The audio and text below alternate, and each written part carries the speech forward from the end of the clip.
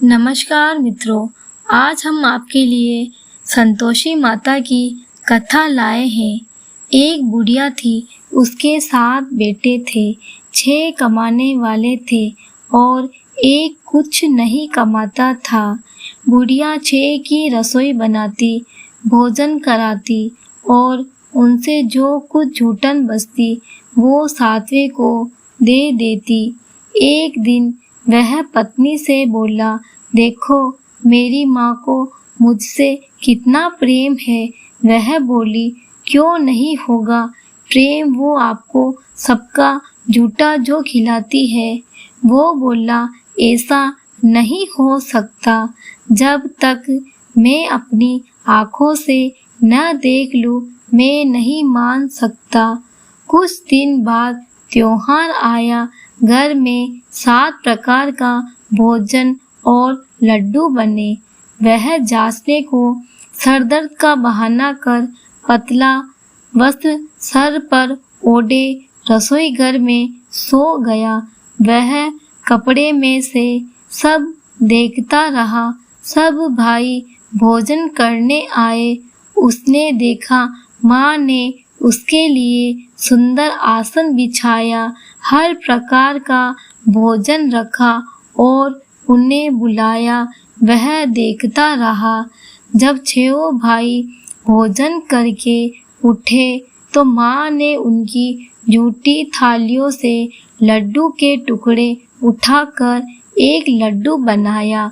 जूठन साफ करके बुढ़िया माँ ने उसे पुकारा, बेटा 6 भाई भोजन कर गए, तू कब खाएगा? वो कहने लगा, माँ मुझे भोजन नहीं करना, मैं परदेश जा रहा हूँ। माँ ने बोला, कल जाता हुआ आज ही चला जा। वो बोला, आज ही जा रहा हूँ। यह कहकर वह घर से निकल गया। चलते समय पत्नी की याद आ गई। वह गौशाला में कंडे उपले थाप रही थी। वह जाकर बोला, मैं परदेश जा रहा हूँ, तुम यहाँ संतोष से रहना और अपने धर्म का पालन करना। वह बोली, आप आराम से जाओ, मैं यहाँ ईश्वर के भरोसे रह लूँगी और आप मुझे अपनी कोई निशानी देते जाओ। वह बोला, मेरे पास तो कुछ नहीं है, यह अंगूठी है, सो ले लो और अपनी कुछ निशानी मुझे दे दो। वह बोली, मेरे पास क्या है, यह गोबर भरा हाथ है। यह कहकर उसकी पीठ पर गोबर के हाथ की थप मार दी। वह चल दिया। चलते चलते दूर देश पहुँचा। वह एक साहूकार की दुकान पर पहुँच गया। वह जाकर कहने लगा, भाई मुझे नौकरी पर रख लो। साहूकार को जरूरत थी। बोला, रह जा। लड़के ने पूछा, तनख्वाह क्या दोगे? साहूकार ने कहा, काम देखकर दाम मिलेगा। अब वह सुबह से शाम तक नौकरी करने लगा। कुछ दिनों में वो सारा काम अच्छे से करने लगा। सेठ ने काम देखकर उसे आधे मुनाफे का हिस्सेदार बना दिया। वह कुछ वर्षों में बहुत बड़ा सेठ बन गया और मालिक का सारा कारोबार उस पर छोड़कर चला गया। उधर उसकी पत्नी को सास ससुर दुख देने लगे। सारा घर का काम करवा कर उसको लकड़ियां लेकर जंगल में भेज देते। घर में आटे से जो भूसी निकलती उसकी रोटी बनाकर रख दी जाती और फूटे नारियल की नारियली में पानी दे देते। एक दिन वह लकड़ी लेने जा रही थी। रास्ते में बहुत सी महिलाएं संतोषी माता का व्रत करती दिखाई देती है। वह वहां खड़ी होकर कथा सुनने लगी और उनसे पूछने लगी, बहनों तुम किस देवता का व्रत करती हो और उसके करने से क्या फल मिलता है? यदि तुम मुझे इस व्रत का महत्व समझाओगे तो मैं तुम्हारी बहुत आभारी रहूंगी। तब एक महिला बोली, सुनो, यह संतोषी माता का व्रत है। इसे करने से दरिद्रता का नाश होता है और जो कुछ मन में कामना हो वह संतोषी माता की कृपा से पूरी होती है। वह महिला बोली, सवा आने का गुड़ चना लेना, प्रत्येक शुक्रवार को निराहार रहकर कथा सुनना और मनोकामना पूर्ण होने पर उद्यापन करना। शुक्रवार के दिन घर में खटाई नहीं आनी चाहिए। यह सुनकर बुढ़िया की बहू चल दी। रास्ते में लकड़ी के बोझ को बेच दिया और उन पैसों से गुड़ चना लेकर माता के व्रत की तैयारी कर आगे चली और सामने मंदिर देखकर पूछने लगी, यह मंदिर किसका है? सब कहने लगे, संतोषी माता का मंदिर है। यह सुनकर माता के मंदिर में जाकर माता के चरणों से लिपट गई और विनती करने लगी, माँ, मैं अनजान हूँ, व्रत का कोई नियम नहीं जानती हूँ, मैं दुखी हूँ। हे माता जगत जननी, मेरा दुख दूर करो, मैं आपकी शरण में हूँ।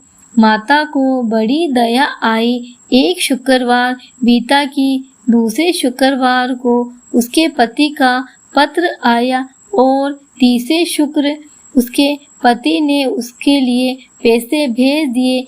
ये देख ये जेठानी का मुंह बन गया और उसको ताने देने लगे कि अब तो इसके पास पैसा आ गया, अब यह बहुत इतराएगी। बेचारी आंखों में आंसू भरकर संतोषी माता के मंदिर चली गई और माता के चरणों में बैठकर रोने लगी और रट रट बोली, माँ, मैंने पैसा कब मांगा? मुझे पैसे से क्या काम? मुझे तो अपना सुहाग चाहिए। मैं तो अपने स्वामी के दर्शन करना चाहती हूँ। तब माता ने प्रसन्न होकर, जा बेटी, तेरा स्वामी आएगा। यह सुनकर खुशी खुशी घर जाकर काम करने लगी। अब संतोषी माँ विचार करने लगी, इस भोली पुत्री को मैंने कह तो दिया तेरा पति आएगा, लेकिन कैसे? वह तो इसे स्वप्न में भी याद नहीं करता। उसे याद दिलाने को मुझे ही जाना पड़ेगा। इस तरह माता उस बुढ़िया के बेटे के स्वप्न में जाकर कहने लगी, साहूकार के बेटे सो रहा है या जगता है? वो कहने लगा, माँ, सोता भी नहीं जगता भी नहीं, कहो क्या आज्ञा है? माँ कहने लगी, तेरा घर बार कुछ है कि नहीं? वह बोला, मेरे पास सब कुछ है, माँ बाप है, बहू है, क्या कमी है? माँ बोले तेरी पत्नी घोर कष्ट उठा रही है, तेरे माँ बाप उसे परेशानी दे रहे हैं, वह तेरे लिए तरस रही है, तू उसकी सूध ले। वह बोला, हाँ माँ, मुझे पता है, पर मैं वहाँ जाऊँ कैसे? माँ कहने लगी, मेरी बात मान, सवेरे नहा धोकर संतोषी माता का नाम ले, घी का दीपक जलाकर दुकान पर चला जा। देखते देखते सारा लेन देन उतर जाएगा, सारा माल बिक जाएगा, सांझ तक धन का भरी ढेर लग जाएगा। थोड़ी देर में देने वाले रुपए लेकर सामान ग्राहक सौदा करने लग जाएंगे। शाम तक धन का भरी ढेर इकट्ठा हो जाएगा। संतोषी माता का यह चमत्कार देखकर वह बहुत खुश हुआ और धन इकट्ठा कर घर ले जाने के लिए गहने खरीदने लगा और घर के लिए निकल गया। उधर उसकी पत्नी जंगल में लकड़ी लेने जाती है। लौटते वक्त माताजी के मंदिर में आराम करती है। प्रतिदिन वह वही विश्राम करती थी। अचकन से धूल उड़ने लगी। धूल उड़ती देख वह माता से पूछने लगी, हे माता, यह धूल कैसे उड़ रही है। हे पुत्री, तेरा पति आ रहा है।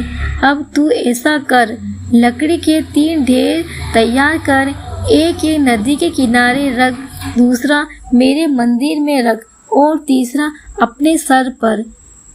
तेरे पति को लकड़ियों का गट्ठर देख तेरे लिए मोह पैदा होगा, वह यहाँ रुकेगा, नाश्ता पानी खाकर माँ से मिलने जाएगा। अब तू लकड़ियों का बोझ उठाकर चौक पर जाना और गट्ठर नीचे रख कर जोर से आवाज लगाना, लो सासू जी, लकड़ियों का गट्ठर लो, भूसी की रोटी दो, नारियल के खेपड़े में पानी दो, आज मेहमान कौन आया है। माता जी से अच्छा कहकर जैसे माँ ने कहा वैसा करने लगी। इतने में मुसाफिर आ गए। सूखी लकड़ी देख उनकी इच्छा हुई कि हम यही आराम करें और भोजन बनाकर खा पीकर गांव जाए। आराम करके गांव को चले गए। उसी समय सिर पर लकड़ी का कट्टर लिए वह आती है। लकड़ियों का बोझ आंगन में उतारकर जोर से आवाज लगाती है, लो सासू जी, लकड़ियों का गट्ठर लो, भूसी की रोटी दो, आज मेहमान कौन आया है। यह सुनकर उसकी सास बाहर आकर अपने दिए हुए कष्टों को भुलाने के लिए कहती है, बहू ऐसे क्यों कह रही है, तेरा मालिक आया है, आ बैठ, भोजन कर, कपड़े गहने पहन। उसकी आवाज सुन कर उसका पति बाहर आता है। अंगूठी देख व्याकुल हो जाता है। माँ से पूछता है, माँ ये कौन है। माँ बोली, बेटा ये तेरी बहू है, जब से तू गया है तब से सारे गांव में भटकती फिरती रहती है, घर का कामकाज कुछ नहीं करती, 4 पहर आकर खा जाती है। वह बोला, ठीक है माँ, मैंने इसे भी देखा और तुम्हें भी, अब दूसरे घर की चाबी दो, उसमें रहूंगा। माँ बोली, ठीक है। तब वह दूसरे मकान की तीसरी मंजिल का कमरा खोल सारा सामान जमाया। एक दिन में राजा के महल जैसा ठाट बाट बन गया। अब क्या था, बहू सुख भोगने लगी। इतने में शुक्रवार आया। पति से कहा, मुझे संतोषी माता व्रत के उद्यापन करना है। पति बोला, खुशी से कर लो। वह उद्यापन की तैयारी करने लगी। जेठानी के लड़कों को भोजन के लिए कहने गई। उन्होंने कहा ठीक है, पर पीछे से जेठानी ने अपने बच्चों को कहा, भोजन के वक्त खटाई मांगना, जिससे उसका उद्यापन पूरा न हो। लड़के गए, खीर खाकर पेट भर गया, लेकिन खाते ही कहने लगे, हमें खटाई दो, हमने खीर नहीं खानी है। वह कहने लगी, खटाई नहीं दी जाएगी, यह तो संतोषी माता का प्रसाद है। लड़के उठ खड़े हुए, बोले, पैसा लाओ। भोली बहू कुछ जानती नहीं थी, उन्हें पैसे दे दिए। लड़के उसी समय इमली लेकर खाने लगे। यह देखकर बहू पर माताजी ने गुस्सा किया। राजा के दूत उसके पति को पकड़कर ले गए। जेठ जेठानी कहने लगे, लूट लूट कर धन लाया था, अब पता लगेगा जब जेल की मार खाएगा। बहू से यह सहन नहीं हुआ। रोती हुई मंदिर गई, कहने लगी, हे माता, ये क्या किया। हंसा कर अब भक्तों को रुलाने लगी। माता बोली, बेटी, तूने उद्यापन करके मेरा व्रत भंग किया है। वह कहने लगी, माता, मैंने क्या अपराध किया। मैंने भूल से लड़कों को पैसे दिए थे, मुझे क्षमा करो, मैं फिर तुम्हारा उद्यापन करूंगी। माँ बोली, अब भूल मत करना। वह कहती है, अब भूल नहीं होगी, अब वो कैसे आएंगे। माँ बोली, जा, तेरा पति तुझे रास्ते में आता मिलेगा। वह निकली, राह में पति मिला। उसने पूछा, कहाँ गए थे। वह कहने लगा, इतना धन जो कमाया था उसका टैक्स राजा ने मांगा था, वह भरने गया। वह खुश होकर बोली, अब घर चलो। कुछ दिन बाद फिर शुक्रवार आया। वह बोली, मुझे दोबारा माता का उद्यापन करना है। पति ने कहा, करो। बहू फिर जेठ के लड़कों को भोजन कहने के लिए गई। जेठानी ने एक दो बातें सुनाई और तुम सब लोग पहले ही खटाई मांगना। लड़के भोजन से पहले कहने लगे, हमें खीर नहीं खानी, हमारा जी बिगड़ता है, कुछ खटाई खाने को दो। वह बोली, खटाई किसी को नहीं मिलेगी, आना हो तो आओ।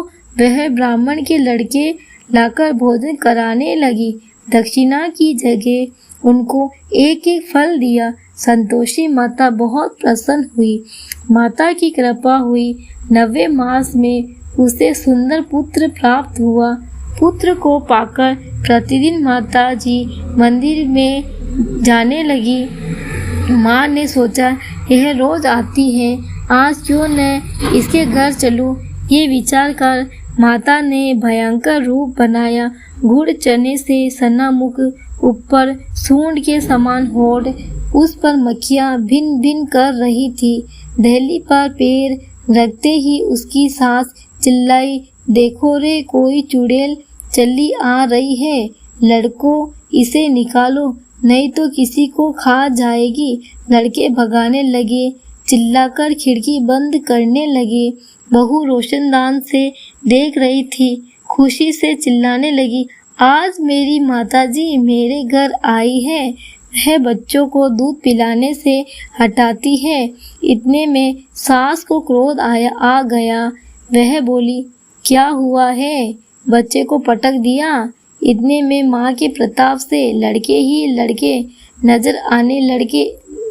वह बोली, माँ, मैं जिसका व्रत करती हूँ यह संतोषी माता है। सबने माताजी के चरण पकड़ लिए और विनती कर कहने लगे, हे माता, हम नादान हैं, तुम्हारा व्रत भंग कर हमने बड़ा अपराध किया है। माता, आप हमारा अपराध क्षमा करो। इस प्रकार माता प्रसन्न हुई। बहू को प्रसन्न हो जैसा फल दिया वैसा माता सबको देना। जो पढ़े उसको मनोरथ पूर्ण हो। बोलो संतोषी माता की जय हो। कथा आदि हो तो पूरी करना, पूरी हो तो मान करना। जय श्री कृष्णा।